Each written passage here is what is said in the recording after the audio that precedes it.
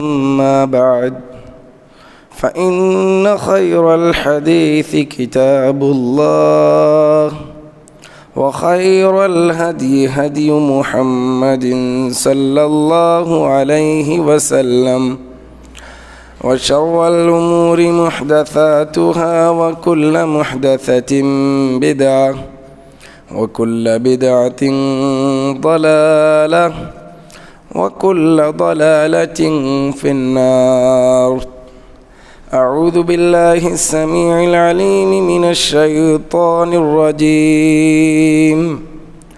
بسم الله الرحمن الرحيم. يا أيها الذين آمنوا اتقوا الله حق تقاته ولا تموتن إلا وأنتم مسلمون. يا أيها الناس اتقوا ربكم الذي خلقكم من نفس واحدة وخلق منها زوجها وبث منهما رجالا كثيرا ونساء واتقوا الله الذي تساءلون به والأرحام إن الله كان عليكم رقيبا. يا أيها الذين آمنوا اتقوا الله وقولوا قولا سديدا يصلح لكم أعمالكم ويغفر لكم ذنوبكم ومن يطع الله ورسوله فقد فاز فوزا عظيما. بسم الله الرحمن الرحيم. قاف والقرآن المجيد بل عجبوا أن جاءهم منذر منهم فقال الكافرون هذا شيء عجيب أإذا متنا وكنا ترابا ذلك رجع بعيد قد علمنا ما تنقص الأرض منهم وعندنا كتاب حفيظ بل كذبوا بالحق لما جاءهم فهم في أمر مريج. وقال النبي صلى الله عليه وسلم كل بني آدم خطاء وخير الخطائين التوابون. حاضرین جمعہ، دینی اور ملی بھائیوں، ہر قسم کی تعریف اللہ رب العالمین کے لیے ہیں، جو ہمارا پالنہار ہے، جو ہمارا خالق ہے، رازق ہے، مالک ہے، اور جس کے بے شمار احسانات ہم انسانوں پر ہیں، جس کا سب سے بڑا احسان یہ ہے کہ اس نے ہماری رشد و ہدایت کی خاطر انبیاء اکرام کا ایک سلسلہ جاری کیا، اور آخر میں پیارے نبی جناب محمد الرسول اللہ صلی اللہ علیہ وسلم کو بھیج کر اپنی نعمت کو تمام کیا۔ درود و سلام ہوں تمام انبیاء کرام پر، بالخصوص آخری اور پیارے نبی جناب محمد الرسول اللہ صلی اللہ علیہ وسلم پر۔ محترم سامعین، آج کے اس خطبہ جمعہ میں توبہ و استغفار کے تعلق سے کچھ باتیں رکھنے کی کوشش کروں گا۔ اللہ رب العالمین سے دعا ہے پروردگار صحیح طور پر اپنی بات کو آپ کے سامنے رکھنے، مجھے اور ہم سب کو پھر اس پر عمل کرنے کی توفیق عطا فرما۔ محترم سامعین، انسان گناہ گار ہے، خطا کار ہے، اور کوئی انسان ایسا نہیں جو اس دنیا میں آنے کے بعد گناہ نہ کرتا ہو۔ انبیاء کرام کی ذات کو چھوڑ کر جو شخص بھی اس دنیا میں آتا ہے اس سے گناہوں کا صدور ہوتا ہے،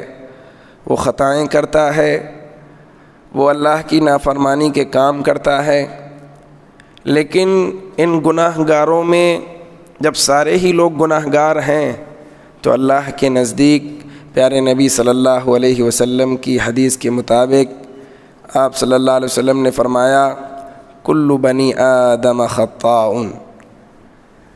ہر بنی آدم، ہر انسان، ہر آدمی خطا کار ہے، وخیر الخطائین التوابون، لیکن ان خطا کاروں میں، ان گناہ گاروں میں سب سے بہتر جو ہے اللہ کے نزدیک وہ لوگ ہوتے ہیں یا وہ شخص ہے جو توبہ کر لیتا ہے۔ گناہ ہو گیا تو اللہ رب العالمین کی بارگاہ میں رجوع کرتا ہے اور اپنے اس گناہ پر شرمندہ ہوتا ہے، آئندہ وہ گناہ نہ کرنے کا پختہ عزم کرتے ہوئے اللہ سے توبہ کرتا ہے، استغفار کرتا ہے، ایسا شخص سب سے بہتر ہے۔ اللہ رب العالمین نے قرآن کے اندر مومنوں کو، انبیاء کرام کو استغفار کا حکم دیا،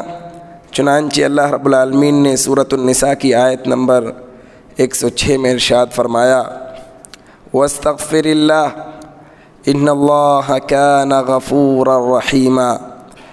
نبی صلی اللہ علیہ وسلم کو خطاب کر کے کہا کہ اور آپ اللہ سے مغفرت طلب کیجئے، استغفار کیجئے، یقیناً اللہ رب العالمین بخشنے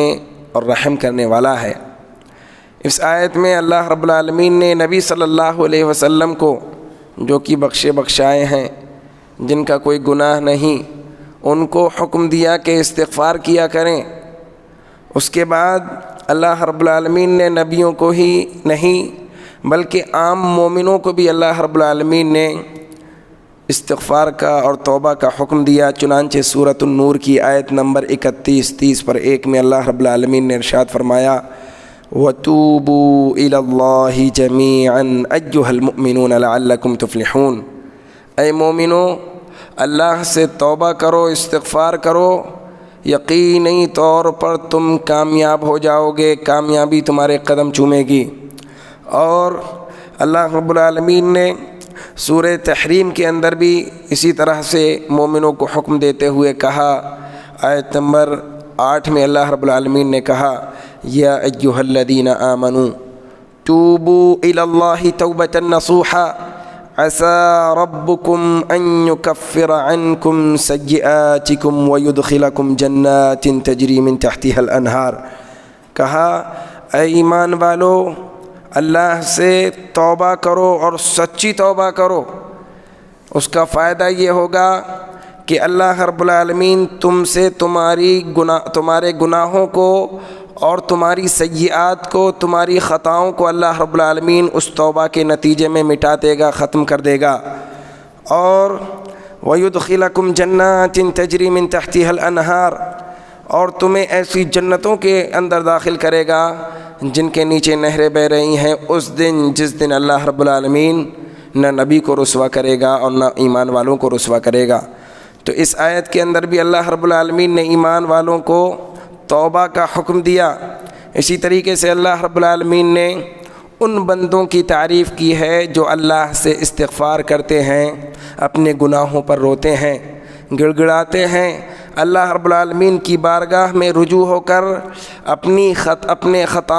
خطاؤں پر آنسو بہاتے ہیں اور صبح کے وقت استغفار کرتے ہیں۔ اللہ رب العالمین نے کہا الذین یقولون ربنا اننا آمنا فاغفر لنا ذنوبنا وقنا عذاب النار، سورہ آل عمران کی آیت نمبر 16 اور 17 ہے۔ اللہ رب العالمین نے کہا جو لوگ یہ کہتے ہیں کہ اے ہمارے رب ہم ایمان لے کر آئے ہیں، فاغفر لنا ذنوبنا، اے پروردگارا تو ہمارے گناہوں کو بخش دے، وقنا عذاب النار، اور جہنم کے عذاب سے ہمیں محفوظ فرما لے، الصابرین والصادقین، صبر کرنے والے ہیں یہ لوگ، والصادقین، اور یہ سچے لوگ ہیں، والمنفقین، اور یہ اللہ کی راہ میں خرچ کرنے والے لوگ ہیں، والمستغفرین بالاسحار، اور فجر سے پہلے سحر کے وقت میں جب دنیا سو رہی ہوتی ہے، گرم یا ٹھنڈے بستروں کے مزے لے رہی ہوتی ہے، ایسے وقت میں یہ اٹھ کر اس وقت میں اپنے رب سے معافی طلب کرتے ہیں۔ گناہوں پر روتے ہیں، بخشش طلب کرتے ہیں۔ اسی طریقے سے اللہ کے رسول صلی اللہ علیہ وسلم نے مسلم شریف کی حدیث نمبر 2702 میں ارشاد فرمایا، یا ایھا الناس، اے لوگو، توبوا الی ربکم، اپنے رب سے توبہ کر لیا کرو، اپنے رب سے توبہ و استغفار کیا کرو، اپنے گناہوں پر رویا کرو۔ فواللہ انی لاتوب الی اللہ عز وجل فی اليوم مرۃ، اللہ کی قسم میں دن بھر میں 100 مرتبہ اللہ سے توبہ و استغفار کرتا ہوں۔ یہ اللہ کے نبی صلی اللہ علیہ وسلم کا حال تھا۔ اور توبہ کرنا یہ انبیاء کرام کا شیوا ہے، انبیاء کرام کی ایک صفت ہے، جب بھی انہیں ایسا احساس ہوا کہ ان سے کوئی ایسا کام ہو گیا جو خلاف اولیٰ ہے یا کوئی مسٹیک ہو گئی ہے، فوراً وہ اللہ رب العالمین کی بارگاہ میں توبہ کیا کرتے تھے۔ چنانچہ آپ جانتے ہیں آدم علیہ السلام کو، آدم اور ان کی بیوی حوا جو ہماری بھی ماں ہیں، اور جو ہماری جس طریقے سے آدم علیہ السلام ہمارے جد امجد ہیں، اسی طریقے سے حوا علیہ السلام بھی ہماری ماں ہیں، دادی ہیں۔ چنانچہ آپ نے بارہا سنا ہوگا کہ اللہ نے آدم اور حوا کو علیہم السلام کو جنت میں رکھا تھا، اور اللہ نے جنت کی جو نعمتیں نواز رکھی تھیں،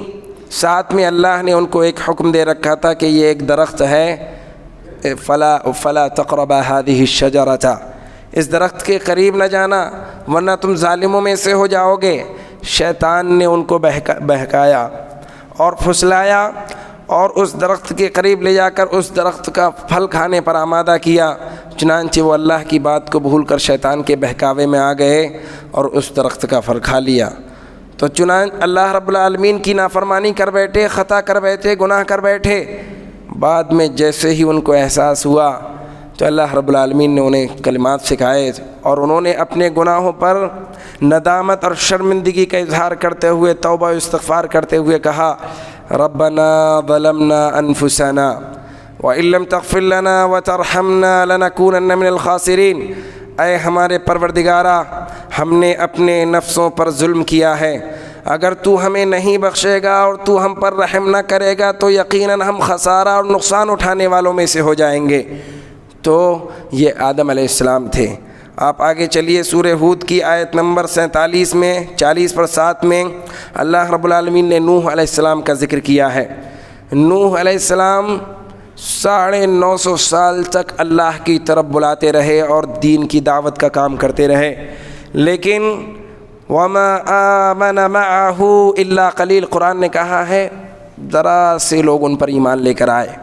لہذا یہاں ایک بات میں کہنا چاہوں گا کہ اگر آپ دعوت کا کام کرتے ہیں، توحید کی دعوت دے رہے ہیں، لوگ نہیں سن رہے ہیں، چند ہی لوگ آپ کی بات مانتے ہیں، تو آپ کو گھبرانے کی ضرورت نہیں ہے، آپ نے اپنے کام میں لگے رہیے۔ اور نوح علیہ السلام کو یاد کیجئے، 950 سال تک توحید کی دعوت دیتے رہے، لیکن اللہ کہہ رہا ہے قرآن کے اندر وما آمن معه الا قلیل، ان کے ساتھ بہت چند اور تھوڑے سے لوگ ایمان لے کر آئے۔ بہرحال جب حجت تمام ہو گئی، بہت سمجھایا، نہیں مانے، شرک سے باز نہیں آئے، آخر میں آ کر اللہ سے کہنے لگے رب انی دعوت قومی لیلا ونہارا، اے پروردگارا دنوں رات میں نے ان کو تیری طرف بلایا ہے، اور کھلم کھلا بھی بلایا، چھپ کر بھی بلایا، اور وَإِنِّي كُلَّمَا دَعَوْتُهُمْ لِتَغْفِرَ لَهُمْ جَعَلُوا أَصَابِعَهُمْ فِي آذَانِهِمْ وَاسْتَغْشَوْا ثِيَابَهُمْ وَأَصَرُّوا وَاسْتَكْبَرُوا اسْتِكْبَارًا، اے اللہ جب میں نے انہیں تیری طرف بلایا تاکہ تو انہیں بخش دے، ان کی حالت یہ ہوتی تھی کہ میری بات سننے کے بجائے اپنی کانوں میں انگلیاں ٹھونس لیتے تھے، اپنے اوپر کپڑے ڈال لیا کرتے تھے، اور اپنی نافرمانیوں کے کاموں پر جو ہے مصر رہتے تھے اور تکبر کیا کرتے تھے۔ چنانچہ اللہ رب العالمین نے ان کی یہ بات سنی، اور حجت تمام ہو جانے کے بعد نوح علیہ السلام کو حکم دیا وَاصْنَعِ الْفُلْكَ، اب ایک طوفان آنے والا ہے، پانی کا ایک طوفان آئے گا جس میں ان تمام لوگوں کو تباہ کر دیا جائے گا، تم ایسا کرو ایک کشتی بناؤ ہمارے ڈائریکشن میں، اور اس کشتی میں جو ایمان والے ہیں ان کو سوار کر لینا، اپنے گھر والوں کو سوار کر لینا، اب کوئی بچنے والا نہیں ہے، تم اور ایمان والے اور تمہارے گھر والے بچ جائیں گے۔ چنانچہ جب طوفان نوح آیا، آسمان سے بارش ہوئی، زمین پانی کو نگل نہیں رہی تھی، تو پانی بڑھتا چلا گیا اور پانی اتنا اونچا ہو گیا کہ اللہ رب العالمین نے کہا کل جبال، اس کی جو موجیں تھیں نا پہاڑوں کی مانند موجیں تھیں، لیکن نوح علیہ السلام نے 950 سال دعوت دی، اس کے باوجود ان کے اپنے گھر کا چراغ ان کا بیٹا ہی ایمان لے کر نہیں آیا۔ تو جب طوفان نوح آیا تو نوح علیہ السلام نے اپنے بیٹے سے کہا یا بنی ارکب معنا، اے میرے بچے آجا میرے ساتھ، میری اس کشتی میں سوار ہو جا، ولا تکن مع الکافرین، کافروں میں سے نہ ہو۔ کہنے لگا سآوی الی جبل یعصمنی من الماء، اے ابا جان میں جو ہے نا کسی پہاڑ پر چڑھ جاؤں گا، وہاں جا کر پناہ لے لوں گا، میں بچ جاؤں گا، اتنا اونچا تھوڑی نہ پانی جائے گا۔ اللہ اور نوح علیہ السلام جانتے تھے کہ اللہ کا حکم ہے، آج کوئی بچنے والا نہیں ہے، جو اللہ پر ایمان نہیں لایا وہ بچنے والا نہیں ہے۔ کہنے لگے لا عاصم اليوم من امر اللہ، اے بچے آج اللہ کے اس عذاب سے کوئی بچنے والا نہیں ہے۔ بہرحال اتنی ابھی گفتگو ہی ہو رہی تھی، اللہ نے کہا وحال بینہم الموج فکان من المغرقین، ایک موج آئی پانی کی ان کے بیچ حائل ہوئی اور اس کو جو ہے ڈبو دیا گیا۔ جب نوح علیہ السلام نے دیکھا باپ ہے، بیٹی کی محبت جو ہے ذرا جوش مارنے لگی اور اللہ سے کہنے لگے وَنَادَى نُوحٌ رَبَّهُ فَقَالَ رَبِّ إِنَّ ابْنِي مِنْ أَهْلِي، کہنے لگے اللہ تیرا تو وعدہ ہے کہ ایمان والے اور تیرے گھر والوں کو بچا لیا جائے گا، اللہ یہ میرے گھر والوں میں سے ہے، یہ میرا اپنا بیٹا ہے، ان ابنی من اہلی، یہ میرا بیٹا ہے، وان وعدک الحق وانت احکم الحاکمین، اور تیرا وعدہ سچا ہے اور تو سب سے بہتر یعنی فیصلہ کرنے والا ہے اور حاکم ہے۔ اللہ رب العالمین نے کہا قال یا نوح انہ لیس من اہلک، اے نوح جس کو تم اپنا بیٹا قرار دے رہے ہو نا، جس کو تم اپنے گھر والا قرار دے رہے ہو، تجھ میں اور اس میں بہت انتر ہے، تو کہاں توحید پرست اور یہ کہاں مشرک۔ انہ لیس من اہلک، یہ تیرے گھر والوں میں سے نہیں ہے، انہ عمل غیر صالح، یہ سر سے لے کر پیر تک یہ مکمل برے اعمال میں ملوث ہے، شرک میں، یہ مکمل طور پر شرک کا ایک پلندہ ہے۔ فلا تسأل ما لیس لک بہ علم، جسے تو اپنا بیٹا قرار دیتا ہے، جسے تو اپنا گھر والا سمجھ رہا ہے، وہ تیرا گھر والا نہیں، وہ اللہ کا دشمن ہے، لہذا اس کو بچانے کے لیے اب آئندہ مجھ سے سوال نہ کرنا، مجھ سے دعا مت مانگ لینا۔ مشرک کے لیے دعا نہیں کی جا سکتی، وہ اپنے اس مشرک بیٹے کے لیے دعا کر بیٹھے۔ اللہ نے کہا فلا تسأل ما لیس لک بہ علم، آئندہ جس چیز کا تجھے علم نہیں ہے اس کا سوال نہ کرنا مجھ سے۔ انی اعیذک ان تکون من الجاہلین، میں تجھے نصیحت کر رہا ہوں کہ تو آئندہ نادانوں میں سے نہ ہو جانا۔ نوح علیہ السلام کو احساس ہو گیا کہ میں مشرک کے لیے دعا کر بیٹھا، کہنے لگے رب انی اعوذ بک ان اسألک ما لیس لی بہ علم، اے پروردگارہ تو مجھے اس بات سے حفاظت میں لے لے، محفوظ کر لے کہ میں تجھ سے ایسی چیزوں کا سوال کر بیٹھوں، ایسی چیزیں مانگ بیٹھوں جس کا مجھے علم نہیں ہے۔ وَإِلَّا تَغْفِرْ لِي وَتَرْحَمْنِي أَكُن مِّنَ الْخَاسِرِينَ، اے میرے پروردگار اگر تو نے مجھے نہیں بخشا، مجھ پر رحم نہیں کرا تو میں خسارہ اٹھانے والوں میں سے ہو جاؤں گا۔ تو یہاں دیکھیے نوح علیہ السلام سے ایک غلطی ہوئی، اس کا احساس انہیں ہوا، فوراً اللہ رب العالمین کی بارگاہ میں مغفرت طلب کی انہوں نے۔ اور اسی طریقے سے موسیٰ علیہ السلام نے دیکھا ان کی دو لوگوں میں لڑائی ہو رہی ہے، دو لوگ لڑ رہے ہیں، فَاسْتَغَاثَهُ الَّذِي مِنْ شِيعَتِهِ عَلَى الَّذِي مِنْ عَدُوِّهِ، تو موسیٰ علیہ السلام کے قبیلے کا جو تھا اس نے موسیٰ علیہ السلام سے مدد طلب کی، کہا میری مدد کرو، یہ آدمی مجھے مار رہا ہے۔ موسیٰ علیہ السلام گئے ابھی بغیر کچھ پوچھے، جو دوسرے قبیلے کا آدمی تھا فَوَقَذَهُ مُوسَىٰ فَقَضَىٰ عَلَيْهِ، ایک لگایا گھونسا،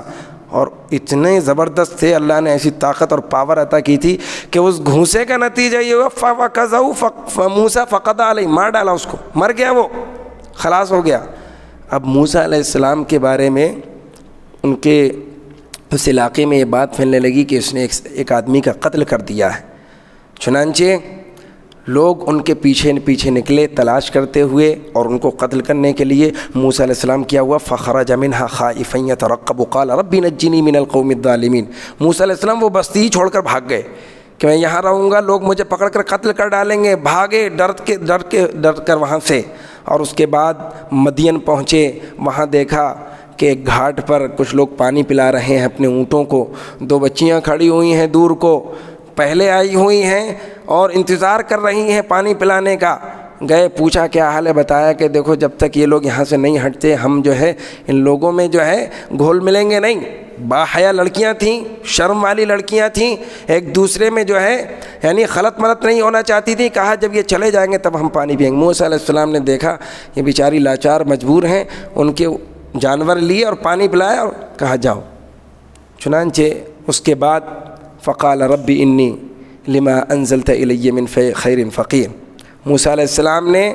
اللہ رب العالمین سے دعا کی، اے پروردگارہ جو کچھ تیری رحمت بھلائی نازل ہوگی میں اس کا محتاج ہوں۔ اور جب انہوں نے اس آدمی کا قتل کیا تو اس وقت انہوں نے کہا تھا رب انی ظلمت نفسی فاغفر لی، اے میرے رب مجھ سے ظلم ہو گیا ہے۔ سورہ قصص کی آیت نمبر 16 اللہ رب العالمین سے کہا رب انی ظلمت نفسی فاغفر لی فغفر لہ، اے میرے رب میں نے اپنے نفس پر ظلم کیا ہے تو مجھے بخش دے۔ اللہ نے کہا فغفر لہ، اللہ نے اس کو بخش دیا۔ تو یہ انبیاء کرام تھے کہ ذرا سی بھی ان سے کہیں مسٹیک ہوئی، کوئی گناہ ہوا، فوراً اللہ کی بارگاہ میں رجوع کرتے تھے اور اپنے گناہوں پر بخشش طلب کرتے تھے۔ یونس علیہ السلام کے بارے میں آپ دیکھیں گے سورہ انبیاء کی آیت نمبر 87 میں اللہ رب العالمین نے ان کی دعا کا ذکر کیا ہے، کہا لا الہ الا انت سبحانک انی کنت من الظالمین۔ اللہ کی سنت ہے کہ اللہ جب کسی بستی پر عذاب دینا چاہتا ہے، کسی بستی کو ہلاک کرنا چاہتا ہے تو نبیوں کو جب تک یہ حکم نہیں دیتا کہ اب یہاں سے نکل جاؤ، اس سے پہلے نہیں نکلنا ہے۔ یونس علیہ السلام اپنی بستی والوں سے مایوس ہو کر اللہ کا حکم آنے سے پہلے ہی نکل پڑے۔ اللہ کو یہ ادا پسند نہیں آئی، چنانچہ جس کشتی میں جا کر سوار ہوئے وہ کشتی ڈامک ڈول ہونے لگی، قرآن دازی ہوئی تو ان کا ہی نام نکلا اور چنانچہ ان کو دریا میں پھینک دیا گیا، سمندر میں پھینک دیا گیا، اور جو ہی پھینکا گیا ایک مچھلی نے آ کر ان کو نگل لیا، فَالْتَقَمَهُ الْحُوتُ وَهُوَ مُلِيمٌ، ایک مچھلی نے ان کو اپنا لقمہ بنا لیا۔ اب اس کے بعد کیا ہوا؟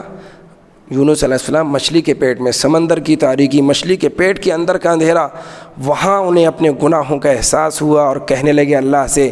لا الہ الا انت سبحانک انی کنت من الظالمین، تیرے سوا کوئی معبود حقیقی نہیں ہے اللہ، تو پاک ہے، میں ظالموں میں سے تھا۔ ان کو فوراً اپنے گناہوں کا احساس ہوا کہ اللہ کا حکم نہیں آیا تھا، ابھی میں بستی سے نکل پڑا، مجھ سے مسٹیک ہو گئی ہے، خطا ہو گئی ہے، فوراً اللہ کی بارگاہ میں گناہ کی معافی مانگنے لگے۔ اسی طریقے سے آپ دیکھیں گے خود اللہ کے نبی صلی اللہ علیہ وسلم کے بارے میں آتا ہے کہ آپ صلی اللہ علیہ وسلم ایک مجلس میں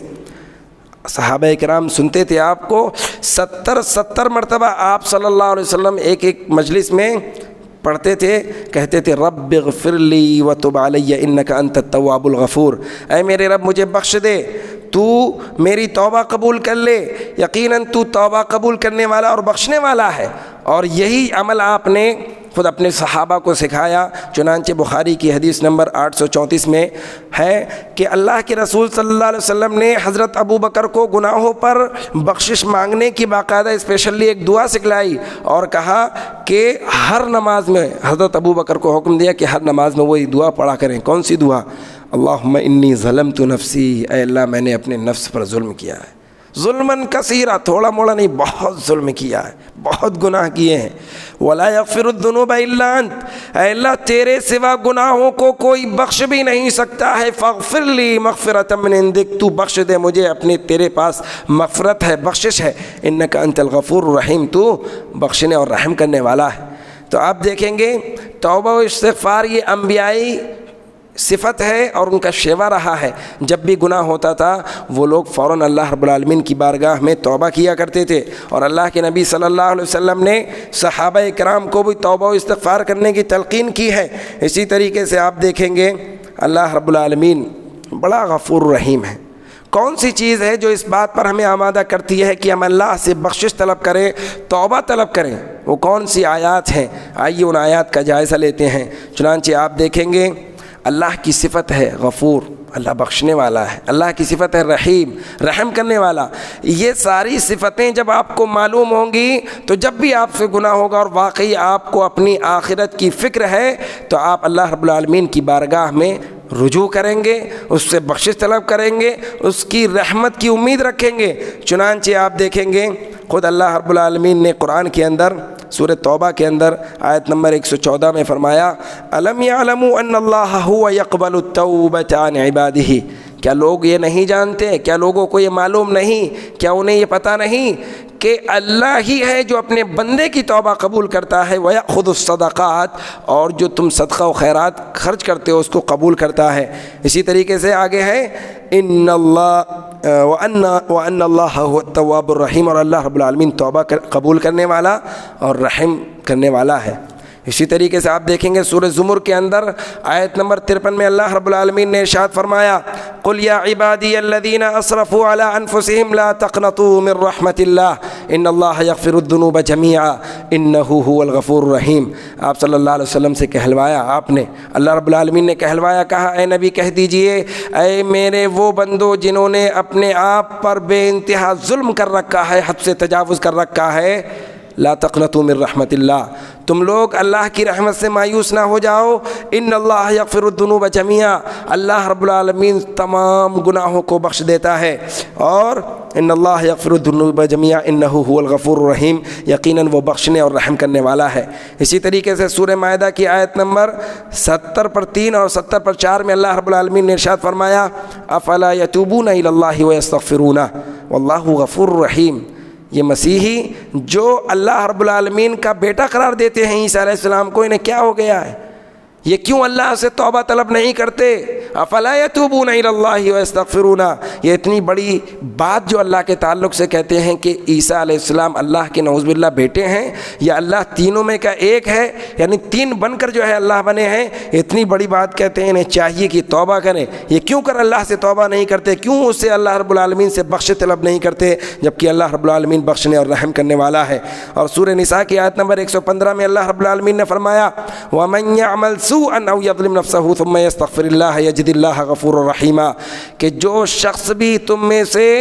برائی کا ارتکاب کرے گا، گناہ کرے گا یا اپنے نفس پر ظلم کرے گا اور پھر اللہ رب العالمین سے اس گناہ پر مغفرت طلب کرے گا، بخشش طلب کرے گا، تو وہ اللہ رب العالمین کو بخشنے اور رحم کرنے والا پائے گا۔ اسی طریقے سے حدیث قدسی میں ترمذی شریف کی حدیث نمبر 3540 اللہ کے نبی صلی اللہ علیہ وسلم فرماتے ہیں کہ اللہ تعالیٰ کہتا ہے یبن آدم، اے انسان، اے آدم کے بیٹے، انک ما دعوتنی ورجوتنی، تو نے نہ تو مجھے پکارا اور نہ ہی مجھ سے امید رکھی، اگر تو مجھ کو پکارتا، مجھ سے دعا کرتا اور مجھ سے امید لگائے بیٹھتا تو غفرت لک ما کان فیک ولا ابالی، تو جو بھی گناہ کر کے آیا ہوا ہوتا میں تیرے تمام گناہوں کو بخش دیتا۔ یبن آدم، اے انسان، لو بلغت ذنوبک عنان السماء، اگر تیرے گناہ آسمان کی بلندیوں کو ہی کیوں نہ پہنچ جائیں، ثم استغفرنی، اور ثم استغفرتنی، پھر بھی تم مجھ سے اگر جو ہے بخش طلب کرے تو غفرت لک ولا ابالی، میں تجھے بخش دوں گا اور بالکل پرواہ نہیں کروں گا کہ تیرے کتنے گناہ ہیں۔ آگے اللہ کے نبی کہتے ہیں کہ اللہ تعالیٰ کہتا ہے یبن آدم، اے انسان، لو اتیتنی بقراب الارض، اے انسان، اگر تو زمین بھر کر کے خطایا میرے پاس جو ہے گناہ لے کر آئے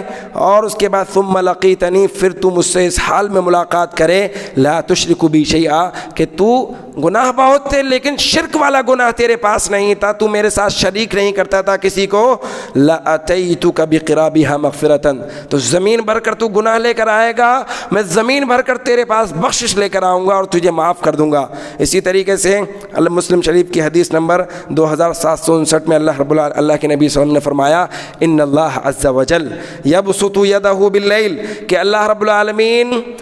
دن رات کے اندر اپنا ہاتھ پھیلاتا ہے، رحمت کا ہاتھ پھیلاتا ہے، لیتوب مسیء النہار، تاکہ دن میں جس نے برائیاں کی ہیں، گناہ کیے ہیں، وہ توبہ کر لے اور اللہ رب العالمین اس کو معاف کر دے۔ وَيَبْسُطُ يَدَهُ بِالنَّهَارِ، اور دن میں اپنا ہاتھ پھیلاتا ہے تاکہ رات میں گناہ کرنے والا توبہ کر لے، اور ایسا چلتا رہتا ہے یہاں تک کہ سورج جو ہے مغرب سے طلوع ہو جائے، یعنی قیامت تک اللہ رب العالمین کا یہ سلسلہ رہتا ہے۔ روزانہ اللہ رب العالمین بندوں کے لیے اپنے رحمت اور مغفرت کا ہاتھ پھیلاتا ہے تاکہ تاکہ بندے کو اللہ رب العالمین معاف کر دے، رات میں گناہ کرنے والے کو دن میں معاف کر دے اور دن میں گناہ کرنے والے کو رات میں معاف کر دے۔ یہ اللہ رب العالمین کی صفت ہے، لہذا ہمیں چاہیے کہ ہم اپنے گناہوں کی بخشش طلب کریں۔ بہت زیادہ گناہ گار ہیں اور اس گناہوں پر شرمندگی کا کوئی ہمیں احساس ہے ہی نہیں۔ آپ دیکھیں گے صحابہ کرام کی جماعت کہ اگر ان سے کوئی گناہ ہو جاتا تھا تو ان کے یہاں جو شرمندگی ہوتی تھی اور جو ندامت ہوتی تھی اور اس پر رونے اور گڑ گڑانے کی جو صفت ان کے اندر پائی جاتی تھی، کتنی عظیم صفت تھی۔ چنانچہ آپ دیکھیں گے نبی صلی اللہ علیہ وسلم کے زمانے میں، نبی صلی اللہ علیہ وسلم کے مسلم شریف کی حدیث نمبر 1696، اللہ کے رسول صلی اللہ علیہ وسلم کے زمانے میں ایک عورت جس سے زنا ہو گیا اور وہ اللہ کے نبی صلی اللہ علیہ وسلم کے پاس آئی، اسے اپنے گناہ کا احساس ہوا کہ مجھ سے زنا ہو گیا ہے، میں خطا کار ہوں، بہت بڑا گناہ مجھ سے ہو گیا ہے۔ اللہ کے نبی کے پاس آئی اور کہنے لگی اللہ کے نبی مجھے پاک کر دیجئے، یعنی اس گناہ کی جو سزا اسلام میں ہے وہ مجھ پر لاگو کر دیجئے تاکہ میں پاک ہو جاؤں اور کل قیامت کے دن بڑے عذاب سے میں بچ جاؤں اور اس گناہ کو میں یہیں دھل لوں۔ چنانچہ اللہ کے نبی کے پاس آئی، اللہ کے نبی نے دیکھا کہ زنا کے نتیجے میں حمل اس کے ٹھہر گیا ہے۔ اب اللہ کے نبی صلی اللہ علیہ وسلم نے یہ سوچ کر کہ گناہ اس نے کیا ہے، حمل ٹھہر گیا ہے، بچے کا کیا قصور ہے، تو چنانچہ اللہ کے نبی صلی اللہ علیہ وسلم نے اس سے کہا جاؤ بچے کی جب پیدائش ہو جائے تب تم اسے لے کر آنا۔ اب آپ ذرا بتائیے حمل ٹھہرنے کے بعد بچے کی پیدائش کتنے دنوں میں ہوتی ہے؟ تقریباً عام طور پر 9 مہینے۔ یہ عورت 9 مہینے تک اپنے بچے کو پیٹ میں پالتی رہی اور گناہ کے احساس میں دبی رہی، اس کو احساس رہا کہ مجھے گناہ ہو گیا، مجھے پاک ہونا ہے۔ 9 مہینے تک اسی احساس میں جیتی رہی کہ میں کب پاک ہو جاؤں جو مجھ سے گناہ ہو گیا ہے، اور 9 مہینے بعد جب بچے کی پیدائش ہوتی ہے بچے کو لے کر پھر حاضر ہوتی ہے اور کہتی ہے اللہ کے رسول بچے کی پیدائش ہو گئی، مجھے پاک کر دیجئے۔ آپ یہاں پر اس عورت کی جگہ اپنے آپ کو رکھ کے دیکھیے، آپ سے گناہ ہوتا ہے، آپ اللہ کے نبی صلی اللہ علیہ وسلم نے حدیث میں فرمایا کہ جو منافق ہوتا ہے یا جو فاجر ہوتا ہے اس کے یہاں گناہ ایسے ہی ہوتا ہے جیسے کہ مکھی اس کی ناک پر بیٹھی، اس نے کہا اشارہ کیا، مکھی بھاگ گئی، بس اتنا ہی اس کے یہاں ہوتا ہے۔ لیکن جو مومن بندہ ہوتا ہے اس سے گناہ ہو جاتا ہے تو اس کو ایسا لگتا ہے جیسے وہ کسی پہاڑ کے نیچے بیٹھا ہے اور ابھی چٹان اس پر آ کر گر پڑے گی، یہ احساس اس کو ہوتا ہے۔ ایسا ہی احساس اس عورت کو تھا، 9 مہینے بعد 9 مہینے تک اسی احساس میں دبی رہی کہ اسے گناہ سے پاک ہونا ہے، گناہ ہو گیا ہے۔ 9 مہینے بعد بچے کو لے کر آتی ہے اور اللہ کے رسول سے کہتی ہے اللہ کے رسول مجھے پاک کر دیجئے، مجھ سے گناہ ہو گیا ہے۔ تو اللہ کے نبی صلی اللہ علیہ وسلم نے دیکھا بچہ ابھی کھانے پینے کی عمر کو نہیں ہے، دودھ پینے کی عمر کا ہے، کہا جاؤ اسے دودھ پلاؤ۔ بتائیے دودھ پلانے کی مدت کتنے کی ہے بچے کی؟ 2 سال۔ 2 سال تک کنٹینیو وہ اس کو دودھ پلاتی رہی اور 2 سال بعد اسی احساس میں جیتی رہی کہ مجھ سے جو گناہ ہو گیا تھا میں اب تک پاک نہیں ہوئی ہوں۔ اور یہاں ہمارا کیا حال ہے، گناہ ہوا بس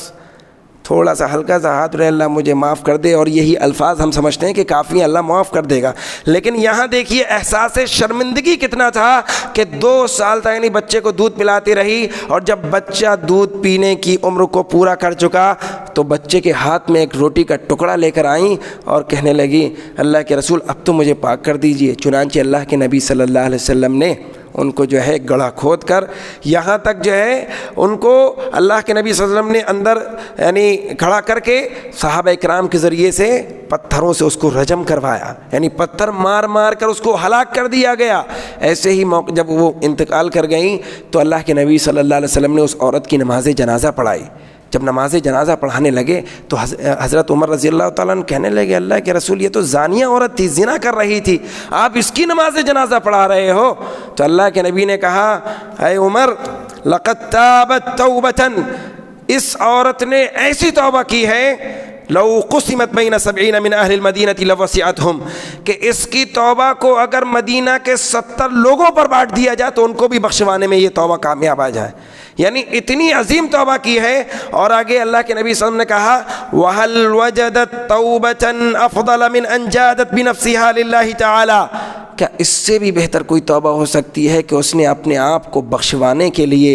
اپنے آپ کو پاک کرنے کے لیے اپنی جان سے ہی ہاتھ دھو بیٹھی، اپنی جان کو ہی ہلاک کر دیا۔ تو یہ صحابہ کرام اور صحابیاں تھیں کہ ان سے گناہ ہو جاتا تو اللہ رب العالمین کے سامنے گڑ گڑاتے اور احساس شرمندگی میں ایسے پاگل ہو جاتے، ایسے پریشان ہو جاتے کہ جب تک اس گناہ کی سزا ان کو نہیں مل جاتی، تاکہ کل قیامت کے دن کی سزا بڑی خطرناک ہے، دنیا میں ہی سزا پا کر اپنے آپ کو پاک کر لیا کرتے تھے۔ اسی طریقے سے آپ دیکھیں گے اب یہ رمضان المبارک کا مہینہ چل رہا ہے، بڑا عظیم مہینہ ہے، ہم سے جو گناہ ہوئے ہیں یہ بڑی تیزی سے رخصت ہو رہا ہے، چند ہی دن 4-5 دن بچے ہیں اور یہ رمضان المبارک کا مہینہ ہم سے رخصت ہو جائے گا۔ ہمیں چاہیے کہ اس مہینے کو غنیمت جان کر اللہ رب العالمین سے بخشش طلب کریں اور اپنے آپ کو بخشوائیں۔ آپ کو اس موقع سے وہ حدیث یاد ہونی چاہیے، طبرانی کی حدیث نمبر 2022، اللہ کے نبی صلی اللہ علیہ وسلم کے بارے میں ہے کہ صعید النبی المنبر، اللہ کے نبی صلی اللہ علیہ وسلم ممبر پر تشریف لائے، 3 سیڑھی ہوتی ہیں ممبر پہ، تو اللہ کے نبی پہلی سیڑھی پر چڑھے، فقال، آپ نے کہا آمین آمین، 3 بار آپ نے آمین کہا، یعنی پہلی سیڑھی پر چڑھے کہا آمین، دوسری سیڑھی پر چڑھے کہا آمین، تیسری سیڑھی پر چڑھے کہا آمین۔ تو اس کے بعد جو ہے صحابہ کرام نے پوچھا اللہ کے رسول آج تو ایک عجیب و غریب منظر دیکھنے کو ملا، آپ سیڑھی پر قدم رکھتے گئے اور آمین کہتے گئے اور 3 بار آپ نے آمین کہا۔ تو اللہ کے نبی صلی اللہ علیہ وسلم نے جواب دیا کہ کیوں کہا، وجہ بتائیے آپ نے کہا اتانی جبریل، میرے پاس جبرائیل علیہ السلام آئے، فقال یا محمد، یعنی جب میں نے پہلی سیڑھی پر قدم رکھا میرے پاس جبرائیل آئے اور انہوں نے مجھ سے کہا اے محمد من ادرک احد والدیہ فمات فدخل النار فابعدہ اللہ، اے محمد جس شخص نے اپنے والدین میں سے کسی ایک کو، ماں یا ابو کو، یعنی یا دونوں میں سے کسی ایک کو پایا، دونوں کو پایا یا دونوں میں سے کسی ایک کو پایا اور ان کی خدمت کر کے، ان کی جو ہے خدمت گزاری میں ان کو راضی کر کے جنت کا مستحق نہ ہو سکا بلکہ وہ جہنم میں چلا گیا، تو اللہ رب العالمین ایسے شخص کو ہلاک کر دے۔ تو اللہ کے نبی جب انہوں نے وہ بد دعا کی جبرائیل نے یہ، تو اللہ کے رسول نے کہا آمین۔ آمین کا مطلب کیا ہوتا ہے؟ اللہ تعالیٰ قبول کر لے، یعنی بد دعا دینے والے جبرائیل اور اس بد دعا پر آمین کہنے والے اللہ کے رسول صلی اللہ علیہ وسلم۔ تو پہلی سیڑھی پر جب آپ نے قدم رکھا تب جو ہے آپ نے آمین کہا، کس وجہ سے کہ جبرائیل نے ایک بد دعا دی اس شخص کے بارے میں جو اپنے ماں باپ کی خدمت نہ کر کے، ان کو راضی نہ کر کے جنت کا مستحق اپنے آپ کو نہ بنا سکا، ایسے شخص کے بارے میں بد دعا کی، تو آپ نے کہا آمین۔ پھر آپ نے کہا کہ یعنی جب آپ نے دوسری سیڑھی پر جو ہے قدم رکھا اور آپ نے آمین کہا، اس کی وجہ آپ نے بتلائی کہ جبرائیل آئے اور انہوں نے کہا یا محمد من ادرک شہر رمضان فمات فلم یغفر لہ۔ یہ حصہ آج کے اس درس کا یا آج کے اس جمعے کا سمجھ لیجئے لب لباب ہے۔ اللہ کے نبی صلی اللہ علیہ وسلم نے کہا کہ جبرائیل آئے اور انہوں نے مجھ سے کہا کہ جس نے رمضان المبارک کا مہینہ پایا اور اس رمضان المبارک کے مہینے میں بس یوں ہی مر گیا کہ اسے ابھی بخشا ہی نہیں گیا تھا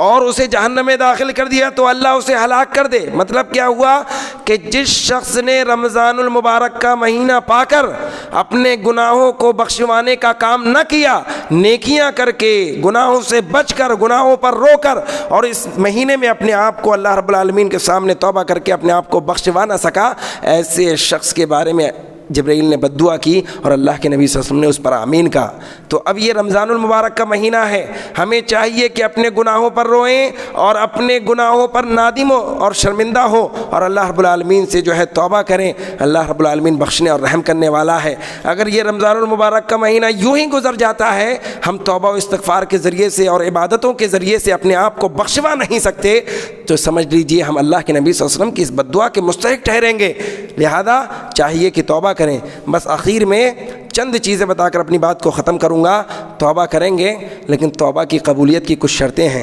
نمبر 1 کہ آپ اخلاص کے ساتھ اللہ رب العالمین سے توبہ کریں۔ اللہ رب العالمین نے قرآن میں فرمایا یا ایھا الذین آمنوا توبوا الی اللہ توبۃ نصوحا، اے ایمان والو سچی توبہ اللہ سے کرو، ایسی توبہ نہیں کہ اس کے بعد جو ہے بس جھوٹ اندر سے ایک دل میں بیٹھا ہوا چور ہے کہ پھر ہم گناہ کریں گے، اور جو ہے جھوٹی توبہ نہیں، سچی توبہ کرو۔ لہذا اسی طریقے سے اور دوسری چیز کیا ہونی چاہیے؟ سچی توبہ۔ اور دوسری چیز جو آپ سے گناہ ہو گیا تھا اس پر آپ کو ندامت و شرمندگی کا مکمل احساس ہونا چاہیے، آپ واقعی شرمندہ ہو،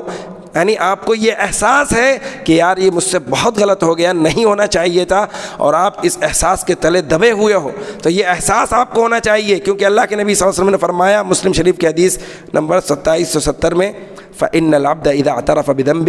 کہ بندہ جب اپنے گناہ کا اعتراف کرتا ہے، ثم تاب، اور اس گناہ کے اعتراف کرنے کے بعد، اس پر شرمندہ ہونے کے بعد جب اللہ سے توبہ کرتا ہے، تاب اللہ علیہ، تو اللہ تعالیٰ اس کی توبہ قبول کر لیتا ہے۔ اسی طریقے سے آپ جو گناہ کر رہے ہیں یا جو گناہ آپ سے ہوا، اس گناہ کو مکمل چھوڑ دینا ہے۔ آپ شراب پیتے تھے، اب توبہ کر رہے ہو، لیکن آپ پھر بھی شراب پینے میں لگے ہوئے ہو، ہاں، بے حیائی کے کوئی کام کرتے تھے، توبہ کر رہے ہو اور اس میں پھر بھی لگے ہوئے ہو، تو اللہ رب العالمین توبہ قبول نہیں کرے گا، مکمل طور پر وہ آپ کو گناہ چھوڑنا پڑے گا۔ اللہ کے نبی صلی اللہ علیہ وسلم نے فرمایا المستغفر من الذنب وهو مقیم علیہ کالمستہزی بربہ، کہ جو شخص اپنے رب سے مغفرت طلب کرتا ہے کسی گناہ کی، اور حال یہ ہے کہ وہ اس گناہ پر لگا ہوا ہے، ابھی چھوڑا نہیں ہے اس کو اس نے، تو وہ اپنے رب سے مذاق کر رہا ہے، اپنے رب کے ساتھ استہزاء کر رہا ہے۔ لہذا گناہوں کو مکمل طور پر چھوڑنے پر آپ آمادہ ہو جائیں، اور مستقبل میں، فیوچر میں آئندہ نہ کرنے کا پختہ ارادہ کریں، تب جا کے اللہ رب العالمین آپ کی توبہ قبول کرے گا۔ اسی طریقے سے توبہ، جو توبہ کا دروازہ ہے، اس کو بند ہونے سے پہلے آپ توبہ کر لیجئے۔ موت کس وقت آ کر آپ کو دبوچ لے آپ کو نہیں معلوم، لہذا غرغرے کے عالم سے پہلے توبہ اگر ہے تب تو اللہ کے یہاں قبول ہے۔ اب جب آپ کو پکڑ لیا گیا، موت کا فرشتہ آپ کے پاس پہنچ گیا، اس وقت آپ جو ہے توبہ اللہ رب العالمین سے کریں، اللہ رب العالمین توبہ قبول نہیں کرے گا۔ اللہ کے نبی نے ترمذی شریف کی حدیث نمبر 3537 میں فرمایا ان اللہ لا يقبل توبۃ العبد ما لم یغرغر، کہ اللہ تعالیٰ بندے کی توبہ قبول کرتا ہے جب تک کہ وہ غرغرے کے عالم میں نہ پہنچ جائے، جانکنی کے عالم میں نہ پہنچ جائے۔ اور آپ دیکھیں گے قرآن میں اللہ تعالیٰ نے فرعون کے تعلق سے کہا الآن وقد عصیت قبل وکنت من المفسدین، جب فرعون کو اللہ تعالیٰ نے سمندر میں ڈبویا اور جیسے اس عذاب میں گرفتار کر لیے، جب وہ ڈوبنے لگا، اس وقت کہنے لگا آمنت برب موسیٰ و ہارون، اب میں موسیٰ اور اس کے رب پر ایمان لاتا ہوں۔ تو اللہ نے کہا اچھا الآن، اچھا اب، وقد عصیت قبل وکنت من المفسدین، اب لے کر آ رہے ہو ایمان، جبکہ اس سے پہلے تم فساد مچانے والوں میں سے تھے اور اللہ کی نافرمانی کرتے تھے۔ تو موت غرغرے، یعنی غرغرے کا موت کی جو جھانکنے کا عالم ہوتا ہے، اس سے پہلے توبہ کرنا ضروری ہے۔ اسی طرح سے اگر آپ سے گناہ جو ہوا ہے، ایک ہوتا ہے اللہ کے حق میں گناہ ہونا، ایک ہوتا ہے بندوں کے حق میں۔ اگر حقوق العباد کے تعلق سے آپ کوئی گناہ ہوا ہے، مثال کے طور پر آپ نے کسی کا مال ہڑپ کر رکھا ہے، جان بوجھ کے کسی کی زمین پر قبضہ کر رکھا ہے، کسی کے پیسے مار لیے ہیں، ادھار دیے تھے واپس نہیں کیے ہیں، ہاں، یا کسی کے دھوکہ دھڑی سے کوئی مال خریدا ہے، کسی کی غیبت کی ہے، تو یہ سارے گناہ ایسے ہوتے ہیں، کسی پر الزام لگایا ہے، کسی پر بہتان تراشی کی ہے۔ اسی طریقے سے یہ جو اس طرح کے گناہ ہوتے ہیں، یہ وہ گناہ ہوتے ہیں جن کو حقوق العباد سے جو تعلق رکھتے ہیں۔ اگر ایسے گناہ آپ سے ہوئے ہیں تو جب تک آپ اسی بندے سے جا کر معافی نہیں مانگیں گے، اگر مال لیا ہے تو مال واپس کرنا پڑے گا، کچھ بھی آپ نے ان کا لے لیا ہے جبراً ناحق تو وہ چیز واپس کرنی پڑے گی، تب جا کر پھر جو ہے اللہ رب العالمین آپ کو معاف کرے گا۔ کسی کی غیبت کی ہے، اس سے جا کے معافی مانگنی ہوگی، کسی پر الزام لگایا ہے، اس سے معافی مانگنی ہوگی، اور وہ شخص جب آپ کو معاف کرے گا تب جا کر اللہ رب العالمین آپ کو معاف کرے گا۔ لہذا حقوق العباد بڑی خطرناک چیز ہے۔ اللہ کے حق میں آپ سے گناہ ہو گیا، آپ سے نماز چھوٹ گئی، اللہ کا معاملہ اور آپ کا معاملہ ہے، اللہ معاف کر سکتا ہے۔ میں نہیں کہہ رہا کہ آپ نماز چھوڑیں، لیکن ایک سمجھانے کے لیے ایک مثال دے رہا ہوں۔ کچھ گناہ ہوتے ہیں جو حقوق اللہ سے تعلق رکھتے ہیں، اور کچھ گناہ جو حقوق العباد سے تعلق رکھتے ہیں۔ لہذا حقوق العباد میں تو کوتاہی ہونی ہی نہیں چاہیے، کیونکہ اس گناہ کو معاف کرنے کے لیے اللہ تعالیٰ نے ڈیپینڈ کیا ہے اس آدمی کو جس کے بارے میں آپ نے گناہ کیا ہے۔ جب تک وہ معاف نہیں کرے گا، اللہ معاف نہیں کرے گا۔ تو لہذا حقوق العباد میں اگر آپ سے گناہ ہوئے ہیں تو آپ کو چاہیے کہ آپ اس بندے سے جا کر معافی مانگیں، اس کی کوئی چیز آپ نے لے رکھی ہے اس کو واپس کریں، تب جا کر اللہ رب العالمین آپ کو معاف کرے گا۔ اور اس کے بہت سارے فائدے استغفار کرنے کے اللہ رب العالمین نے سورہ نوح کے اندر ارشاد فرمایا کہ جو ہے وَيُمْدِدْكُمْ بِأَمْوَالٍ استغفروا ربکم ثم توبوا الیہ یرسل السماء علیکم مدرارا، آسمان سے موسلا دھار، اگر پانی کی قلت ہے، پانی نہیں برس رہا، تو اللہ رب العالمین کیا کرے گا؟ آسمان سے پانی برسائے گا۔ وَيُمْدِدْكُمْ بِأَمْوَالٍ، مال کی کمی ہے، استغفار کیجئے، اللہ رب العالمین نے کہا مال عطا کرے گا، رزق عطا کرے گا۔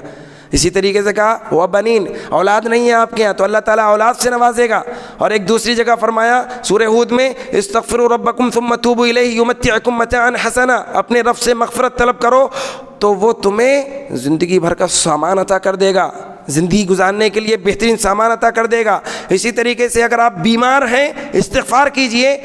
سورہ ہود ہی میں اللہ رب العالمین نے فرمایا استغفروا ربکم ثم توبوا الیہ یرسل السماء علیکم مدرارا ویزدکم قوۃ الی قوتکم، تم طاقتور نہیں ہو تمہیں طاقت عطا کر دے گا، اور تم بیمار ہو تمہیں شفا یابی اللہ عطا کر دے گا۔ تو یہ اور اس طرح کے بہت سارے فائدے ہیں استغفار کرنے کے۔ ہمیں چاہیے کہ رمضان المبارک کا مہینہ یہ جو گزر رہا ہے، ہم اللہ رب العالمین کے سامنے اپنے گناہوں پر روئیں، توبہ کریں، شرمندہ ہو، اور آئندہ گناہوں سے پاک رہنے کی ہم جو ہے پختہ عزم اور ارادہ کریں۔ اللہ رب العالمین سے دعا ہے پروردگار ہمیں اس کی توفیق عطا فرما۔